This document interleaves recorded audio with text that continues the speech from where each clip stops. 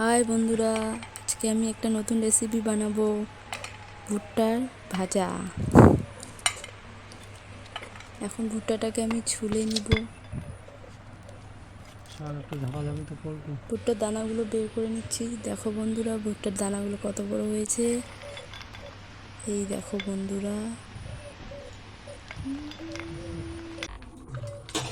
এখন পরিষ্কার জলে ধুয়ে নিব, পরিষ্কার করে নিব। ধোয়া হয়ে গেছে। তারপরে কড়াইতে দিয়ে দিব।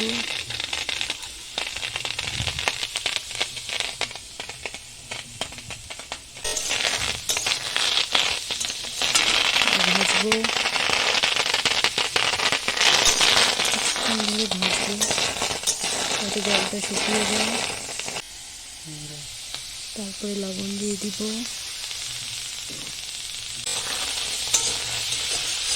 আবার ভাজবো জলটা শুকানোর জন্য। তারপর দিয়ে দিব তেল।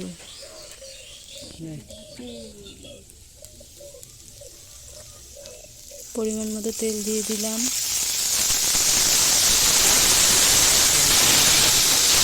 দেখো কড়াইতে লেগে নিলাম।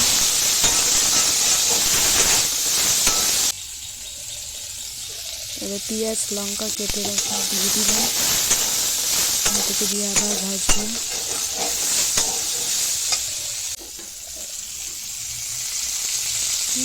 গ্যাসে তেল দিয়ে দিলাম। আবার ভাজতে হবে।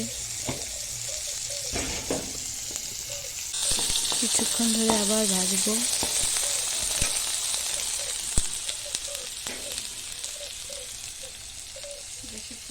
আস্তে আস্তে হতে থাকবে। দেখুন কত সুন্দর হয়েছে। ভাজা শেষ, কমপ্লিট ভুট্টা ভাজা রেসিপি। কত সুন্দর হয়েছে। আপনারাও ভেজে খাবেন, তোমরাও ভেজে খাবে। ভুট্টা ভাজা আমাদের রেডি হয়ে গেল। ভালো লাগলে আমাকে সাপোর্ট করুন, লাইক কমেন্ট শেয়ার করুন।